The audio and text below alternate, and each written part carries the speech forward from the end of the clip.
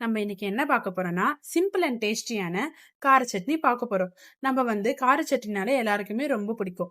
கார சட்னியும் கல்தோசையும் வச்சு சாப்பிடுறது செம்ம டேஸ்டா இருக்கும்.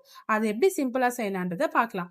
அதுக்கு ஒண்ணும் இல்லைங்க, உளுந்த பருப்பு கடலைப்பருப்பு லைட்டா போட்டுக்கோங்க. எப்பவுமே இதெல்லாம் போட்டு அரைச்சாலே சூப்பரா இருக்கும். நெக்ஸ்ட் எப்பவுமே வெங்காயம் தக்காளி ரெண்டுமே கார சட்னி பொறுத்தவரையே ஈக்குவலா போட்டுக்கோங்க. உங்களுக்கு எவ்வளவு காரம் தேவையோ அதுக்கேற்ற மாதிரி காஞ்ச மிளகா போட்டுக்கோங்க. வெங்காயமும் தக்காளியும் பொடியா அரிய வேணாம், கொஞ்சம் ஒரு 4 பீஸ் அது மாதிரி ரெண்டு ரெண்டா அரிஞ்சாலே போதும். அது நல்லா வதங்கிடும். வெங்காயம் தக்காளி போட்டு நல்லா வதக்குங்க. பச்சை வாசனை போற அளவுக்கு நல்லா வதக்கணும். எப்பவுமே வதக்கணும் போது இந்த கார சட்னியை பொறுத்த அளவு நல்லா வதக்கி நீங்க செஞ்சீங்கன்னா டேஸ்டே வேற மாதிரி இருக்கும். நீங்க எப்பயுமே வீட்லயும் ட்ரை பண்ணி பாருங்க.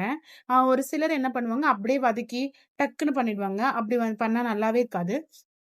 கொஞ்சம் அந்த கலர்லாம் மாற அளவுக்கு டைம் கொடுத்து வதக்குங்க.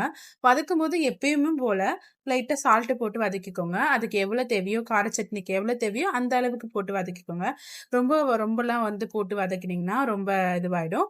வதக்கிட்டு உங்களுக்கு இந்த கார சட்னி தண்ணியா வேணுமோ கெட்டியா வேணுமோ, கெட்டியா அரைச்சா நல்லா இருக்கும். ஸோ நீங்க வதக்கும் போது தண்ணிலாம் எதுவுமே சேர்த்துக்காம அந்த எண்ணெயிலேயே நல்லா வதக்கிட்டு அந்த மிக்ஸி ஜார்ல ஆறுன உடனே போட்டுக்கோங்க. போட்டு நல்லா கொஞ்சம் மூடி வச்சு வதக்குனீங்கன்னா நல்லா இருக்கும். ஆறுன உடனே மிக்ஸி ஜார்ல போட்டு அரைச்சி எடுத்துக்கோங்க. அரைச்சி எடுத்துட்டு கடுகு, காஞ்ச மிளகா, கருவேப்பிலை போட்டு தாளிச்சு சாப்பிடுங்க. ரொம்ப டேஸ்டா இருக்கும். வீட்ல ட்ரை பண்ணி பாருங்க.